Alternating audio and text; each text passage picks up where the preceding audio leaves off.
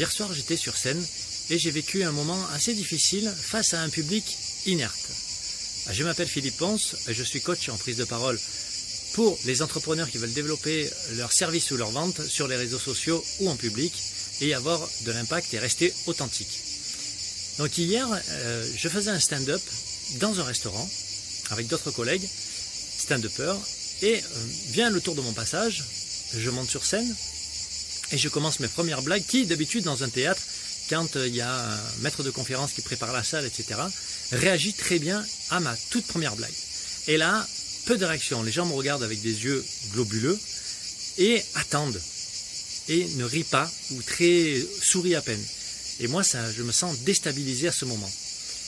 Alors, dans ma tête, il se passe 1 milliard de trucs à toute vitesse, c'est-à-dire que je me dis, oula, qu'est-ce que c'est que ce public? Pourquoi il ne réagit pas à mes blagues? Donc je m'interroge beaucoup à ce moment-là, en une fraction de seconde.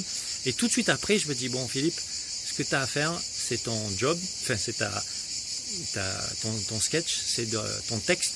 Donc concentre-toi sur ton sketch, ne va pas chercher à l'extérieur du soutien, reprends confiance, reviens à l'intérieur de toi et continue à débiter ton texte et mets toute l'énergie possible pour pouvoir faire réagir et lever ce public. Et c'est ce que j'ai fait, donc je me suis recentré, je repris mes paroles, je me suis réappuyé sur mon texte pour pouvoir libérer et donner le maximum que je pouvais faire avec mon corps également. Et je peux faire le lien également aussi avec le live, c'est-à-dire que des fois on est en live, en direct, quand on fait un direct, quand on est entrepreneur, quand on veut parler de son produit ou son service, on se met en avant dans un direct. Mais parfois on peut être perturbé parce qu'on n'arrive pas à retrouver la suite de ce qu'on veut dire, ou il y a un commentaire qui arrive, ou il y a peu de monde qui nous suit, on a l'impression de parler devant personne, et on se descend, c'est-à-dire qu'on va chercher l'énergie, on essaie de se raccrocher à quelque chose qui est à l'extérieur, plutôt que de revenir et de se reconcentrer sur son message. Donc je fais le lien entre ces deux moments, que ce soit sur scène ou que ce soit sur les réseaux sociaux. Donc quand tu es en public et que tu dois délivrer un message, ou quand tu es chez toi ou dans un endroit comme par exemple ici et que je suis face à la caméra, donc il n'y a personne derrière, mais je peux facilement me déconcentrer parce que mon esprit peut partir, je peux me poser des tas de questions à me dire est-ce que je suis bien, est-ce que mon retour est bon, etc. Non, l'intérêt c'est vraiment à ce moment-là de reprendre la conscience de ce que je suis en train de dire, de mon message, et de donner le maximum pour que j'atteigne ma cible, j'atteigne mon objectif. En l'occurrence hier, je vous partage ça parce que je l'ai vécu hier et c'est quelque chose qui, je pense, pourrait vous être très utile aujourd'hui, quelle que soit votre prise de parole, que ce soit en public ou sur les réseaux sociaux.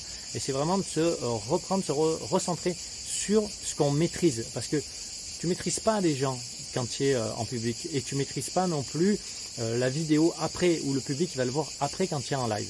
Donc ce qui est important de maîtriser et de reprendre appui dessus pour se redonner confiance, c'est le texte, c'est le message que je transmets.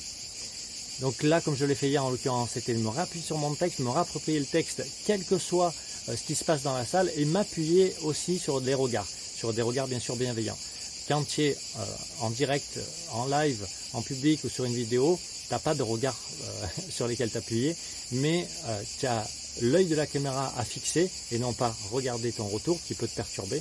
Juste fixer l'œil, avoir l'idée d'une personne à qui tu parles qui est bienveillante, peut-être l'imaginer qu'elle sourit, s'appuyer sur ça, mais surtout l'important c'est d'être conscient du message que tu veux transmettre et de comment le transmettre le plus simplement possible pour que les personnes qui sont à l'écoute puissent le recevoir.